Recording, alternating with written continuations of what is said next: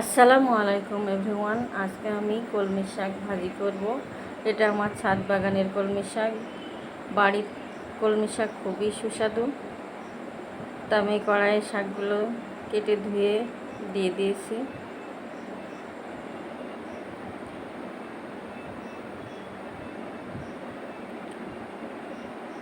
এবার আমি শাকটাকে একটু ঢেকে রাখবো।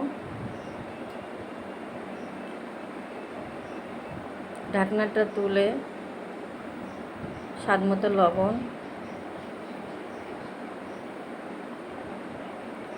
আর সামান্য পরিমাণ হলুদের গুঁড়া, কয়েকটা কাঁচামরিচ চেরা আর কিছু পেঁয়াজ রসুন কুচি দিয়ে দিয়েছি। এটা ভালো করে নেড়ে চেড়ে নেব। এই শাকটায় পানি লাগে না, যেহেতু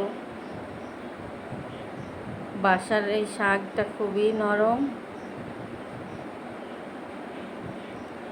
এটা সিদ্ধ করতে কোনোই পানি লাগে না, পানি যেটুকু বের হবে তাতেই সিদ্ধ হয়ে যাবে। আমি ঢাকনা দিয়ে আবার ঢেকে রেখেছি।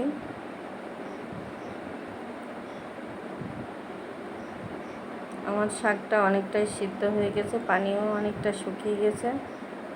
তা আমি এবার আর একটু নেড়ে নিয়ে শাকটা নামিয়ে নেব, নিয়ে বাগার দিয়ে দেব।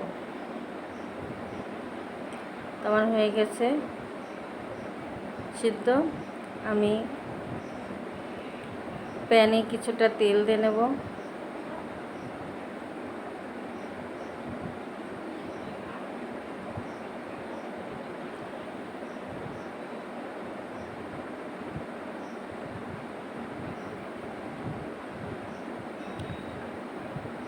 পেঁয়াজ রসুন কুচি দিয়ে দিয়েছি।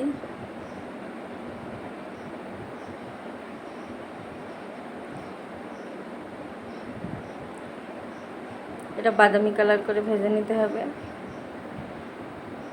3-4টা শুকনো মরিচ ছিঁড়ে দিয়েছি।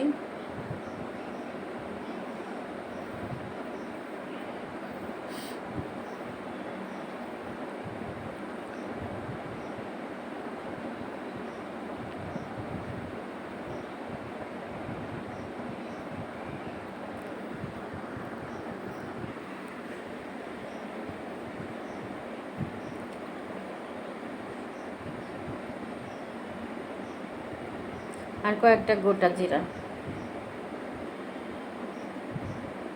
এটা দিলে খেতে খুবই ভালো লাগে। আমি পেঁয়াজ রসুনটা একটু বাদামি কালার করে ভেজে নেব। তা আমার ভাজা হয়ে গেছে। সিদ্ধ করা শাকটা দিয়ে এবার নেড়ে নেব। এই কলমি শাকের পুষ্টিগুণ অনেক অনেক বেশি। এতে প্রচুর পরিমাণে ক্যালসিয়াম থাকে। যাদের হাড়গোড়ের সমস্যা আছে তাদের খেলে খুবই উপকার হয়।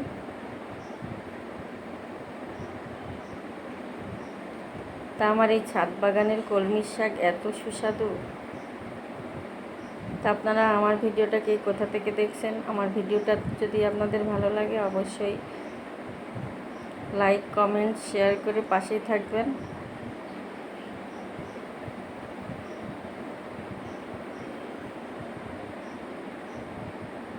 তা আমার হয়ে গেছে। দেখুন কত সুন্দর এই কলমি শাক। তা কার কার কলমি শাক পছন্দ অবশ্যই অবশ্যই কমেন্টসে জানাবেন। আল্লাহ হাফেজ।